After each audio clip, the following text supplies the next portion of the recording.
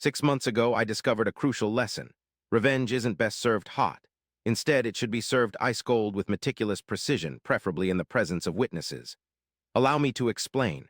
My name is Soren, and I am a seasoned data analyst for a fintech firm. My income may not be excessive, but it comfortably allows me to live in a comfortable suburban home, drive a dependable car, and not worry too much about bills.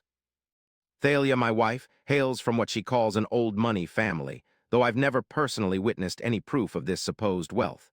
However, I have observed their relentless pursuit of preserving appearances while consistently struggling with cash. The Ravencliffs, Thalia's kin, observe a peculiar tradition at Thanksgiving, the audit. We sit around the table and grill each other about our finances, not inquiring subtly, but rather prying into details such as my salary, my 401k, my stock options, and balances of my savings accounts.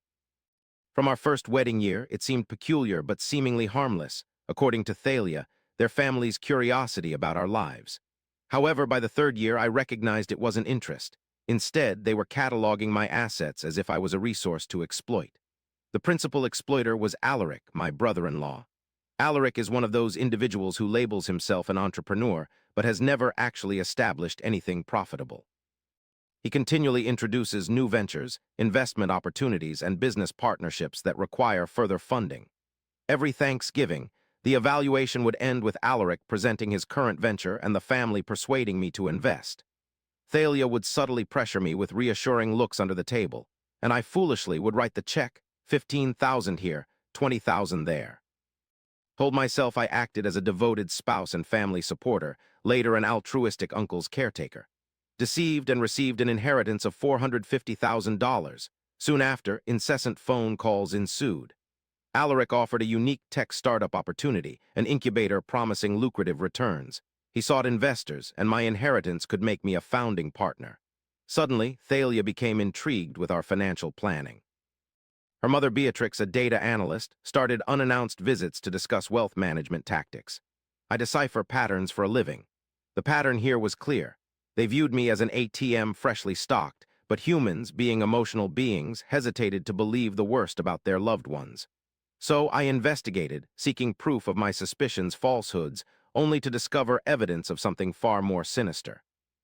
It was a Saturday in May, when Thalia spoke of attending a yoga retreat with her sister Audit.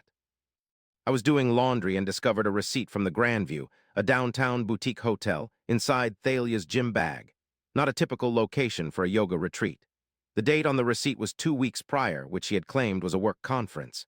Feeling uneasy about my actions, I scrutinized our credit card statements. Over the last 4 months, there were 3 additional hotel charges, all on days Thalia allegedly was elsewhere.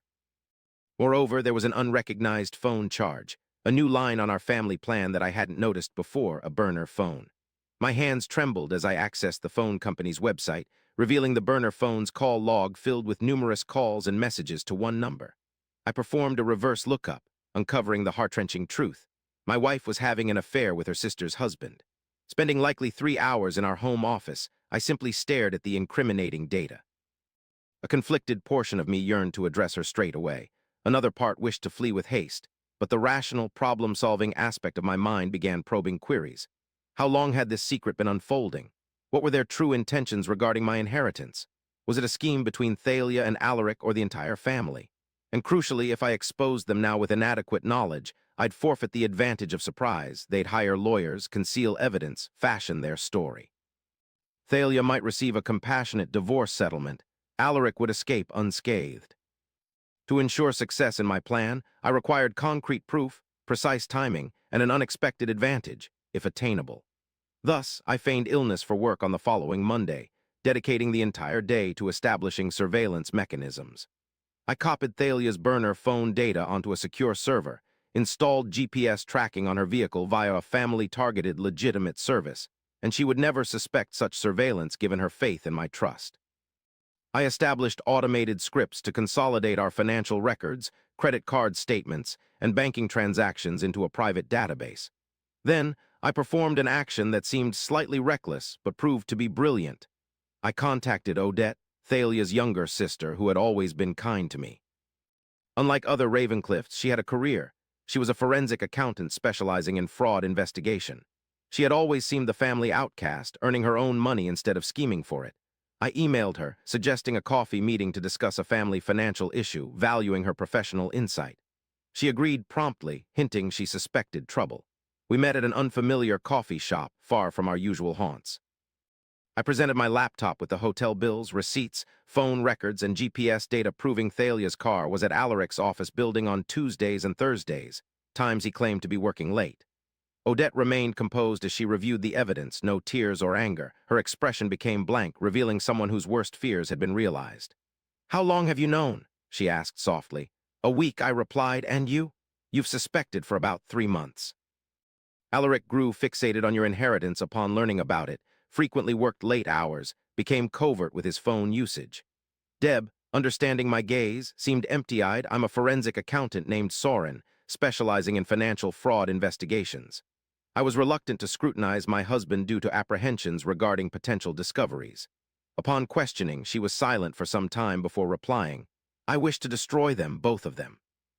Our collaboration commenced with this intention, ensuring they could not escape with their wealth when departing. Deb possessed tools and knowledge I lacked. She knew how to trace funds, locate concealed accounts, construct watertight legal cases for court, and importantly was well-versed in the Ravencliff family finances. There's a trust set up as an inheritance mechanism by Beatrix years ago, intended to be distributed upon her death, but she currently retains control over it. Deb revealed that Thalia and I were listed as beneficiaries, along with Alaric due to our marriage. She disclosed the amount to be determined. I asked about approximately $1.2 million, which has been gradually increasing from some commercial real estate investments that Beatrix's father made decades ago. If we can prove that Thalia and Alaric are having an affair, Deb smiled for the first time, as the trust has a morality clause. Adultery by a beneficiary or their spouse results in complete disinheritance. And since Alaric is a beneficiary through marriage, if he's removed, Thalia loses her access to his share too. Can you prove it, legally speaking? Absolutely, but we need more than just evidence of an affair. We need to show intent to defraud. This became our project. For 6 months, while I pretended to be an oblivious husband and Odette played the unsuspecting wife, we built our case. I continued gathering data, every hotel visit, every phone call, every suspicious expense. Odette began a quiet forensic audit of Alaric's business ventures. What she found was startling. Alaric had been embezzling from his own companies for years. His startups were essentially shell corporations designed to move money from investors into his personal accounts. The tech incubator he wanted me to invest in didn't exist. It was just a registered business name with no employees, no office, and no actual operations. However, things got interesting when Thalia was involved. She had signed documents as a corporate officer, moved money between accounts, and even filed false tax returns on behalf of one of the shell companies. This wasn't just an affair. It was a conspiracy to commit fraud, and my inheritance was supposed to be their final score before they disappeared together. Det discovered that Alaric had already booked tickets to Costa Rica for late November, 2 tickets, one in his name and one under an alias that matched Thalia's middle name. They planned to drain the family trust, take my inheritance money, and vanish. We needed to move faster than Thanksgiving. If they left the country, no. Odette interrupted. We let them think they're going to succeed. We let them get comfortable, and then we take everything at once. Why? Because I don't just want to catch them, Soren. I want witnesses. I want everyone who pressured you, who enabled them, who turned a blind eye to their behavior. I want all of them to see exactly what these two have done. That's when we started planning the Thanksgiving reveal. For weeks, I built a custom web application that would display on tablets as a clean, professional interface. To the user, it would look like a photo, slideshow, or family presentation. But in reality, it would be a real-time dashboard pulling from multiple data sources, GPS, tracking showing Thalia and Alaric's locations overlapping at hotels on specific dates, time-stamped credit card receipts, text message logs from the burner phones, and audio recordings. It installed voice-activated recording software on Thalia's burner phone remotely. It was technically illegal, but for the purposes of family humiliation, it was perfect. Odette handled the financial side. She quietly engaged a law firm specializing in trust litigation and prepared the paperwork to invoke the morality clause. She documented every instance of Alaric's embezzlement, even using her position as a beneficiary to request an independent audit of the trust, which Beatrix couldn't legally refuse. When the auditor's report came back, it showed that Alaric had been using his position as Odette's spouse to gain access to trust-related accounts and had made several unauthorized transfers. Combined with the affair evidence, it was enough to not only disinherit him but potentially bring criminal charges. However, we needed one more element, the house. Thalia and I lived in a beautiful 4-bedroom colonial that we'd bought 3 years into our marriage. What Thalia didn't know, because she'd never bothered to read the paperwork carefully, was that the house was in my name only. 2 weeks before Thanksgiving, I got a call from our mortgage company. Someone had attempted to take out a home equity line of credit using forged documents. I knew immediately it was Alaric. He tried to use my house as collateral for one of his schemes. That's when I made my final move. I contacted a real estate attorney and began the process of protecting the asset. And I also, and this felt petty but satisfying, hired a moving company with a very specific set of instructions for Thanksgiving Day. November came, the family started their usual preparation calls, confirming who was bringing what dishes, what time dinner would be served. Beatrix called me personally to remind me that we'd be having important family discussions this year, and she hoped I'd be open to opportunities.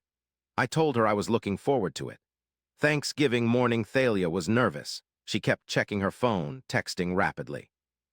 I knew she was coordinating with Alaric. They'd planned to present a united front during the audit to pressure me together to make it seem like the whole family agreed I should invest in Alaric's venture.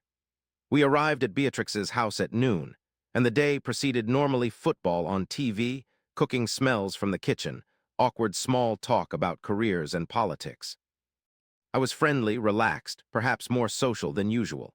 Thalia kept giving me approving looks, probably thinking I was softening up before the financial interrogation.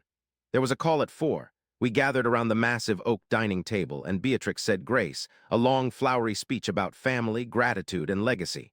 I bowed my head and thought about what was coming.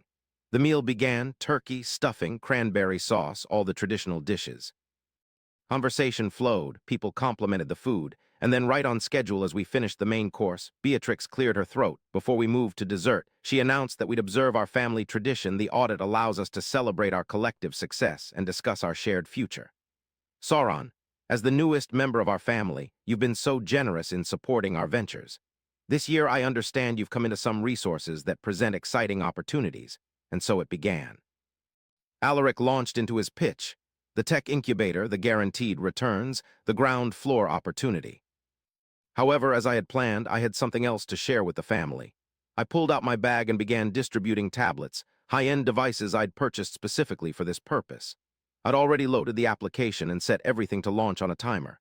These are gifts, I explained as I handed them out. Each one contains something I've prepared to express my appreciation for this family and everything we've shared together. Please, everyone, take one. They did, charmed by what they thought was a generous gesture. Even Beatrix looked pleased. Odette, sitting across from me, kept her expression neutral, but I saw the slight nod. Now, I said, standing up, if everyone could power on their tablets and swipe to unlock them, you'll see what I've titled The Truth of the Ravencliff Legacy. Screens illuminated around the table. I timed this perfectly. The application launched simultaneously on all devices. The first thing they saw was a map, GPS coordinates showing 2 moving dots converging at the same location. Thalia's face went white. What is this? I requested, continue observing. I responded calmly. The display transitioned to a new page. Pictures appearing no longer of individuals but of receipts, hotel expenses, restaurant bills, all in Thalia and Alaric's names. Time-stamped alongside calendar entries detailing what Thalia had claimed she was doing on those specific days. All falsehoods. Alaric stood up. This is preposterous, he said. Swipe right. I interrupted. They did. The subsequent screen revealed phone records, call logs from Thalia's disposable phone to Alaric's number, numerous texts, visualized in charts demonstrating frequency and duration patterns. These calls were from a family plan line I wasn't aware of. I explained casually, a burner phone that Thalia used solely for communicating with Alaric. Would you care to listen to some of the messages? Thalia exclaimed, Sauron, cease this. I activated my tablet, causing audio to play synchronously from every device. Thalia chuckled, describing you as a genuine entrepreneur, how unsuspecting you are. Alaric commented, once we acquire your inheritance, we'll be finished with the lot of them. Costa Rica lacks an extradition treaty for fraud, Thalia continued. Her mother will have a heart attack when she learns we've emptied the trust. I almost feel remorseful, almost. The table became chaotic. Beatrix screamed. Edmund inquired loudly. Marcus appeared nauseous, while Odette merely sat with a subtle smile, watching her husband lose color. "You audaciously," Beatrix bellowed. "How audacious of you to introduce this dirt to my table." I remained unmoved, glancing at my watch. Impeccable timing indeed. I softly responded, "Inspect the base of your tablet. Swipe one more time." She complied, her hands trembling, her countenance shifting from crimson with fury to utterly pale. It wasn't merely incriminating evidence, it was a legal document. "What you're observing," I clarified, "is a summary of the forensic audit Odette arranged 3 months past. It reveals that Alaric has been misappropriating funds from his businesses, part of which are financed by family resources. Incidentally, it discloses shell corporations, fraudulent tax filings, and attempted bank fraud. Furthermore, it demonstrates that Thalia was an active accomplice, having signed documents and transferred money between accounts." Alaric made a lunge towards me, but Edmund intercepted him. "You have no evidence," Alaric growled. Morrison and Chen contested, as per Odette's statement, their assertion. They have submitted the necessary documents to activate the morality clause within the family trust, thereby disinheriting both parties instantaneously. "The trust assets are now under hold until a thorough investigation is conducted," Beatrix began, but I cut in. "You cannot object," she continued, "but I can. As a beneficiary, she possesses this right, and given the compelling evidence of fraud, the trustees are bound by law to cooperate. However, there's more." I retrieved my phone and made a point of checking it. "Do you recall how our house is registered?" She looked at me, realization creeping in. "It's under my sole name. You signed a quitclaim when we purchased it, implying it's my property, and I have the authority to manage it as I see fit," I smirked. "I've already filed for divorce. The documents were delivered to your attorney this morning. And regarding the house, well," I pointed towards the window. Everyone seemed to be looking outdoors as a moving truck stood parked in the driveway. Packed boxes, ones I had filled over the past week with Thalia's possessions, were being methodically loaded by professional movers. "You're being evicted," I stated casually. "Everything will be stored and you'll get details about the location and access from my attorney. You have no claim to the house, no claim to my inheritance, and since there's a trust in place, no access to family funds either." Thalia was now weeping, tears streaming down her face. "Soren, let's discuss this talk," she pleaded. I chuckled. "Discuss like you and Alaric discussed my stupidity, how easy I am to manipulate, your plans to empty my accounts and flee to Costa Rica." Alaric moved towards me, but it was Odette who stepped between us. "Don't touch him," she said sternly, "or I'll add assault to the list of charges." "Investigation on fraud has commenced. The FBI is scrutinizing your interstate wire transfers, and you should be aware that your passports have been marked. Consequently, those Costa Rica tickets were voided, causing uproar. Beatrix was shouting at everyone and no one.